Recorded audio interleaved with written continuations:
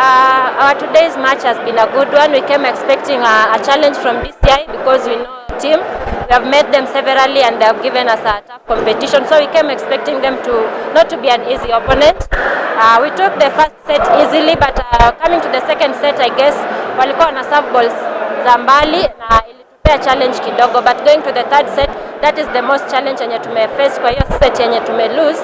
So they had to change on how they were receiving their balls. And having corrected on that, we came to win the third and the fourth set.